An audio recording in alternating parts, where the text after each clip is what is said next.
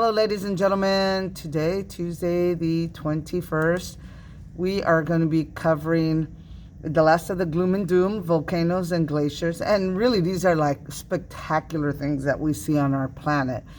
But they can cause destruction. We have the video, the notes, and then you have just one exit question today. Everybody should be able to do that. So let's jump into... So it says, so far we've been studying how catastrophic events, excuse me, happen and how they affect ecosystems. I need to edit that. Namely, bad things happen like floods, tsunamis, fires, etc. But nature, and really it's the plants, are able to come back and it starts rebuilding all over again. Starts rebuilding that ecosystem again. Says today we will be exploring how catastrophic events can push away or cover the soil, and nature has to start all over again, like from the beginning. And this may take hundreds of years. So these two catastrophic events of glaciers and volcanoes are a little different. Nature has to start all over again. So let's take a look at why. How does that play out?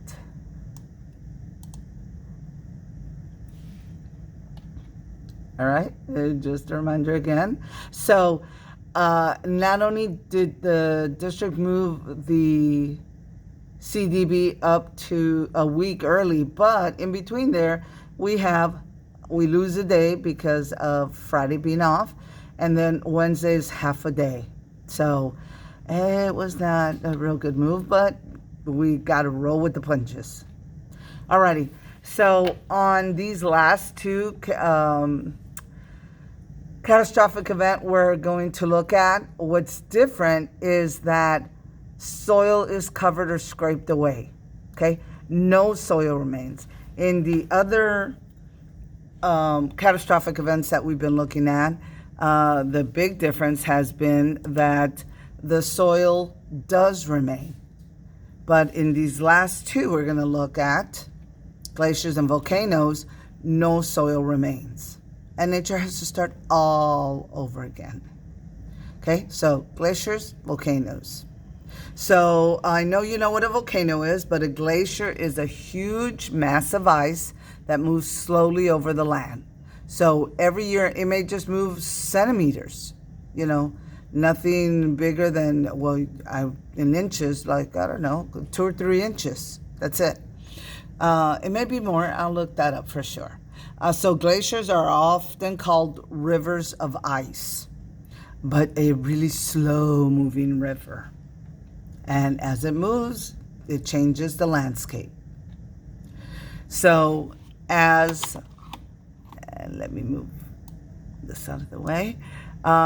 So the way a glacier moves is just like a river.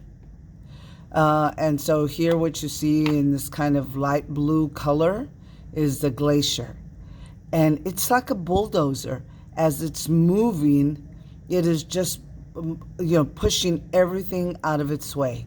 So in this case, it loosened this giant boulder, and now it becomes sort of trapped in the glacier, and it moves it along with it. Okay, so not only are we pushing here, yes.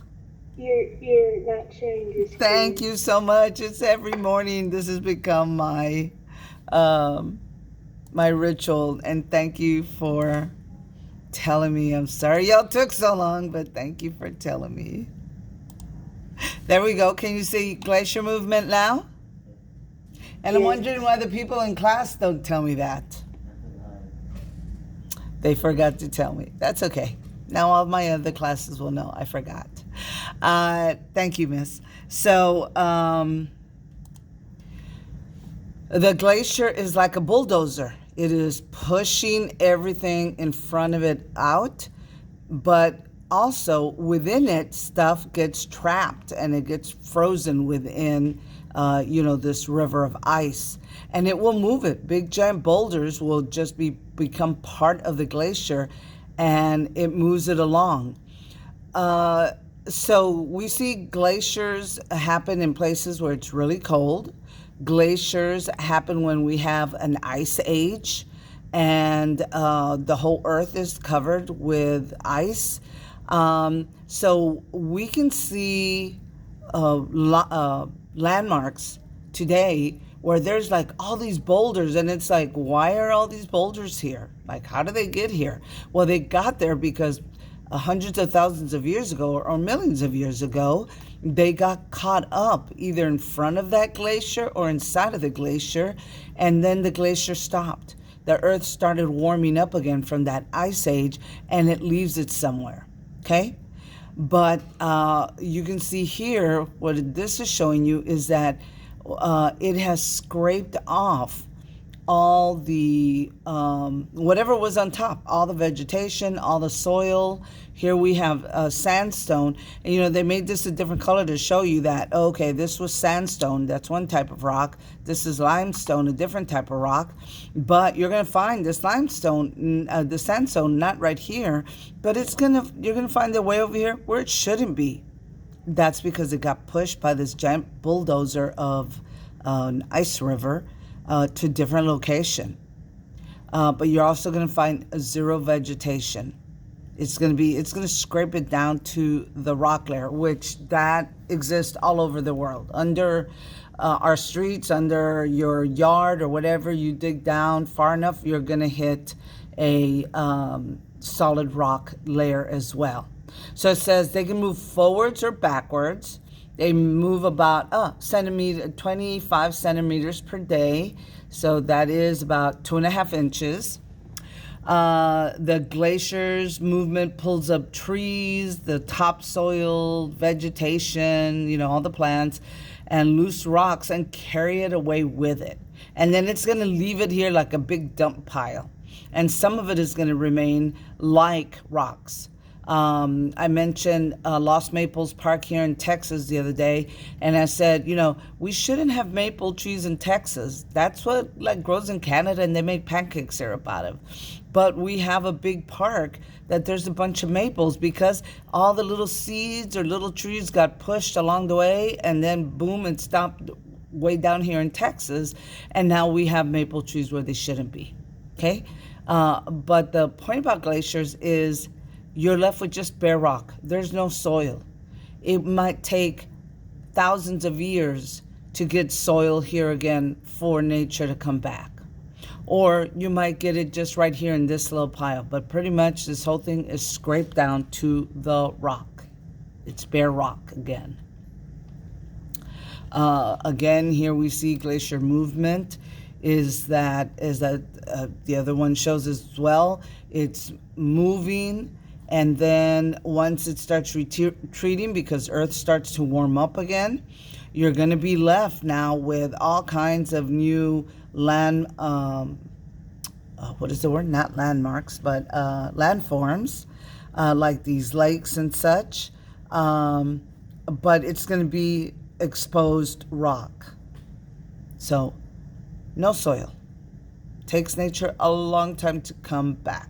So unfortunately, because of global warming, we are losing glaciers. I mean, they're a natural phenomenon, part of our planet, our landscape, but because of because of global warming, you can see this picture was taken in 1850. In the same picture, and you can see the outline of where it made it to. You can see some of the trash and nature trash, rocks, dirt and stuff, and now it has retreated back. And you know, this was over a period of what, 250 years? Is my math right there? No, 150 years. No, 100. Somebody do the math for me there. Lord, I'm sorry, it's too early. From 1850 to 2000, so that would be 150 years. I'm sorry? See? Go with it, Maria. You know your math. You took calculus in college. And look how far back it's pulled. And that's because it has melted. And again, I think I mentioned it before, and I'm going to have to look for it, a country that has taken like giant sheets of almost like aluminum foil and covered up their glacier to preserve it from the heat. Because number one, it's a tourist attraction. It brings lots of money to them and stuff. And it's just a natural phenomenon that unfortunately it's not like a rock that's going to be there for thousands of years. I mean, in 150 years, look how much has retreated. I can only imagine how much 20 years later, how far back this is. But again, at one point, this was all just scraped off rock. You can see that they're starting, it looks to me kind of green, like something is starting to come back. Probably just mosses and lichens. Volcanoes. So volcanoes happen when the magma that's inside of the earth pushes through vents, and that's holes or openings to the earth's surface. And y'all know there's that big old volcano in some little island, and they've had to pretty much evacuate everyone. I'll see if I can find some footage on that. They do the same thing. They cause nature to start all over again. Joe Reesing on the Joint Institute for the Study of the Atmosphere and the Ocean at the University of Washington. I was the chief scientist on this expedition, so I led the cruise and the trip to the West Mata eruption. The video that you'll be looking at is large magma bubbles. They're about 3 feet across, and the bubbles are molten rock that are expanded under the gas pressure of magmatic gas. And the magmatic gas, we presume, is mostly water. And when the water is under the magma, it's at magmatic temperatures, thousands of degrees. And when it's suddenly cooled by coming in contact with seawater, the bubble bursts. So what excites me the most about this volcanic eruption is that on planet Earth, this is a process happening all the time. And yet, we have never seen it happening in quite this way. The ocean floors are formed almost exclusively by volcanic activity. And strangely enough, we really have never seen molten lava flowing on the seafloor from a submarine volcano. We have seen in other eruptions much shallower in the ocean, but in this case, we're actually seeing molten lava flowing on the seafloor. We're seeing these magma bubbles. We're seeing these explosive events. We're seeing the seafloor open up and pour out magma, and we're seeing these pillow lavas, probably one of the most common forms of rock on Earth. And despite the fact that this happens, 80% of the volcanoes, 80% of the eruptions basically on Earth are happening underwater. And we've never made these observations before. Alrighty, so this is how islands are formed. If enough of this magma continues to spew out, it's going to get past the ocean level and form an island. And it may be that that island continues to have a volcano, that as this volcano is growing higher and higher, this opening remains. And the island, then you're going to be spewing this magma on top of the island. And we see that in Hawaii. We know that's exactly how those islands were formed. Okay, so we know volcanoes happen because there's movement of tectonic plates. The plates are moving, and usually when they collide together, one of the plates, two are crashing together like two bumper cars hitting each other. One of them always loses, and it gets pulled underneath the earth and it gets melted. So now you have all this raw material of magma, and it's under a lot of pressure. So we'll find any little hole in the earth, a little tear in the earth's crust, and bubble out of there. Okay, so along with the magma, you have gases, usually poisonous and stuff, and then some of the ash is released into the atmosphere as well, especially if it's an above ground volcano like this one. But as he said, most of the volcanic activity on our planet is happening underwater.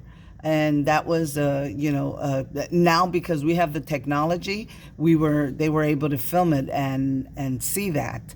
And then, but when it happens above ground, wow, it's been on the news every day, and I can't remember the name of the little island it's happening in, but it is happening.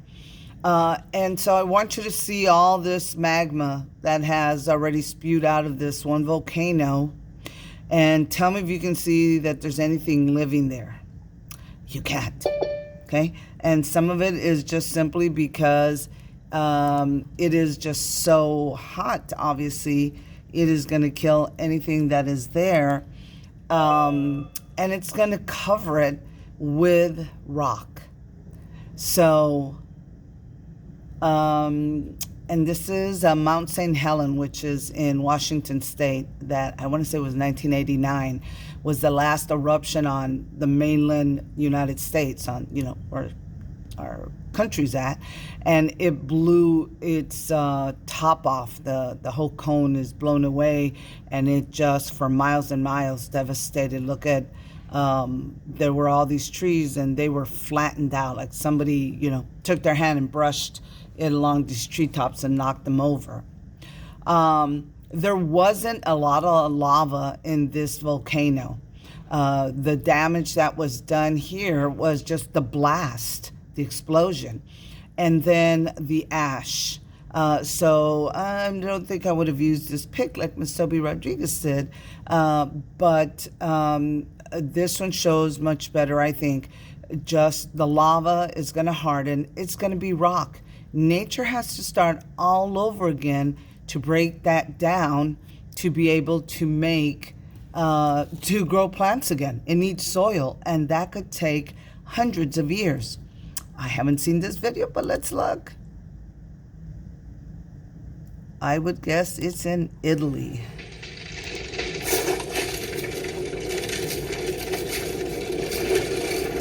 So when there's an eruption, something triggers a pyroclastic flow about 10 times bigger than all that came before. Within moments, it overwhelms the valley.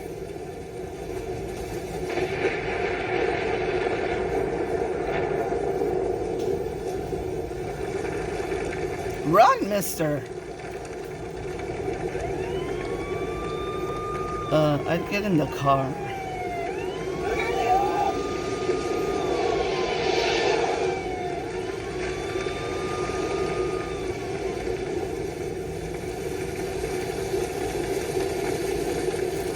By the time a TV camera in the village records this scene, Maurice, Katya, and 41 others are dead. Yeah, there's lots of poisonous gas. It's so thick with ash you can't breathe. If you've studied Pompeii, this is, how it happened to them. They died of the poison gas inhalation. They died of the ash. You can breathe in, but you're covering your lungs with ash, and you're going to be unable to continue to breathe. And I may play another one for you that actually has more molten lava, because that's what covers the earth, and then you're left with rock. So after either glaciers or volcanoes, it says the original environment is gone. The vegetation, the trees, the plants are destroyed. They're either scraped away or they're covered by magma or scraped away by the glaciers. The animals and other organisms are either going to run or they're going to die as well. A glacier doesn't really present so much of a problem for animals because it's slow moving, but for plants it does. A volcano, on the other hand, it's, plants and animals are in the same danger. It happens very quickly. If the animal's not able to run away or it gets caught in the lava, obviously it is going to die. The important thing for you to understand is that it takes years for the environment to recover because there's not going to be any soil. The glacier scraped it away and all there is rock, and the volcano covered it with magma, which when it cools is rock. So it's going to take a lot longer for nature to come back. If this were a flood, yeah, it's going to wash away some of the soil, but not all of it. It's not going to wash it down to the bedrock, to the layer of rock underneath, the way glaciers scrape it down to. Nature's going to be able to come back probably within a couple of weeks start growing. Many of the probably larger trees will survive. But in the case of volcanoes and glaciers, that all goes away. Trees that get covered by magma instantly burst into flames. They're totally destroyed. Nothing can survive magma or lava once it's on the surface, right? So once the lava starts flowing, anything in its path is going to be destroyed. And when it cools, all you're going to have now is a layer of rock. Glaciers, a layer of rock. And it's going to take thousands of years. Wherever you look right now and you see soil, it took thousands of years for that soil to form. It took thousands of years for that rock to break down and plants to start living on it, and then animals, and for their little bodies to die and get mixed in with the rock as it's breaking down to form soil. That is the big difference. Alrighty, so you have just one graded discussion question. And then you need to check for missing work. And I say that every day. And then I check for your missing work, and you've got a lot of it. Okay?